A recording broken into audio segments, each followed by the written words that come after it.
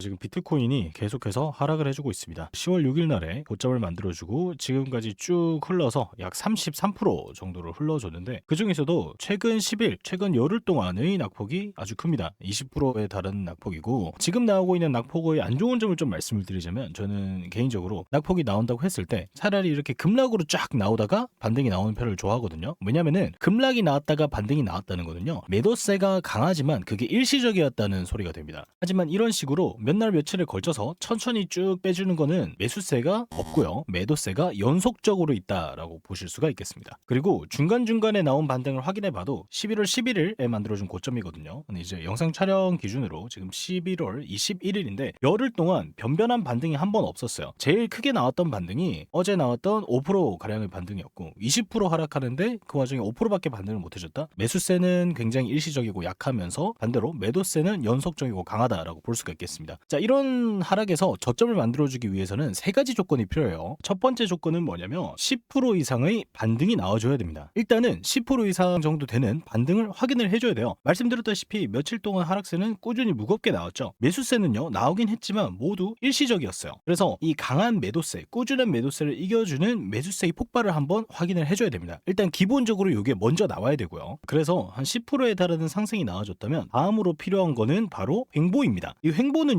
뭐를 의미하냐면 요때 나왔던 매수세가 일시적이지 않다는 걸 의미를 하는 거예요. 만약에 요때 나왔던 매수세가 일시적이고 매도세가 계속 지속이 된다면은 당연히 이렇게 빠져버리게 되겠죠. 하지만 매수세가 계속해서 꾸준히 나오고 있을 경우에 이렇게 횡보세를 보여주게 됩니다. 그래서 두 번째 조건은 바로 급등 이후에 횡보가 나와줘야 된다라는 점이고요. 그 다음에 저점이 형성되기 위한 마지막 조건은 바로 이런 식으로 이전에 만들어줬던 저점을 위협하는 이탈 페이크 혹은 트랩 움직임이 있어야 합니다. 그러니까 이때 저점을 만들어줄 수 있는 힘을 확인한다면 이때는요 저점을 본격적으로 만들어주기 위한 시장을 흔드는 움직임, 멘탈을 터트리는 움직임이 나와줘야 비로소 저점이 형성이 될 수가 있다는 거죠. 반등에 이런 조건들이 필요한 이유는요 이렇게 꾸준히 거의 한 달에 걸쳐서 나왔던 꾸준한 매도세가 한순간에 바로 매수세로 바뀌기는 거의 불가능에 가깝기 때문입니다. 특히나 이렇게 매도세가 꾸준하고 심리가 안 좋은 장에서는 더더욱 그렇고요. 물론 이 모든 움직임들이 이 자리에서 나온다는 뜻은 아니에요. 왜냐하면은 아무래도 하락세가 세기 때문에 아직 낙폭이 조금 남았다고 보고 있고 그러면은 과연 어떤 자리에서 반등이 좀 나올 수 있을지를 한번 보도록 하겠습니다. 일단 단기적으로 하락의 브레이크가 걸려줄 수 있는 자리는 바로 84K에서 85K 사이 여기 이제 빨간색 블럭인데요. 이 자리에 우선 근소하게 안 닿아줬지만 어느 정도 근처까지는 와준 그림이죠. 충분히 반등이 나와줄 수 있을 것으로 보이고 개인적으로는 여기를 깨주게 되면 앞자리 7을 보기 때문에 이 자리 근처에서 단기 바닥이라도 형성해주고 한 10%가량 반등이 나와줘야 반등을 위한 추세 전환을 위한 포석이 깔리는 게 아닌가 하는 생각이 듭니다. 물론 이제 이 자리를 이탈해주면은 볼 자리는요 78K 중단 라인이고요. 이 자리는 올해 4월부터 시작된 상승폭이 시작된 자리이고요. 그거의 시작점이기 때문에 어떻게 보면은 추세가 이어지는 자리, 요 추세가 이어지는 자리라고 볼 수가 있겠습니다. 이 자리 깨주면은 이제 좀 심각해지기 때문에 여기는 어떻게든 반등이 한 번씩은 나와줄 수밖에 없는 자리라고 생각을 하고 있어요. 그러면 이제 여러분들이 신경 써야 하는 거는 두 가지죠. 첫 번째는 제가 말씀드렸던 자리에서 반등이 나와주는지, 그 다음에 두 번째는요 제가 만들어준 형태가 나와주는지인데요. 최근 저점을 만들어줄 때 절대 그냥 만들어주지 않죠. 시장이 아무래도 유동성이 좀 많이 안 들어오는 시장이에요. 비트코인으로. 그러다 보니까 낚시 움직임, 유동성, 스탑 헌팅 움직임이 많이 등장을 하고 있습니다. 이런 식으로 저점을 만들어주고 이탈을 하고 저점을 만들어주고 이탈을 하고 비로소 저점이 만들어주는 찐저점이 만들어지는 경우가 많이 나왔었고요. 그 다음에 이 기간도 하루 이틀 정도를 짧지 않고 정말 몇 달에 걸쳐서 일어나는 경우도 많았습니다. 그렇기 때문에 지금 당장 이렇게 짧게 반등이 나오면서 추세가 전환되는 거는 기대하기 힘들다라고 한 번 더 말씀을 드릴 수가 있겠습니다. 또 이제 저점이 쉽사리 만들어지지 않을 것 같다는 근거가 하나 더 있는데 지금 보이시는 차트는 뭐냐면요 와이코프 메소드라는 차트인데 시장을 주도하는 세력들이 어떻게 사람들의 심리를 흔들고 움직임을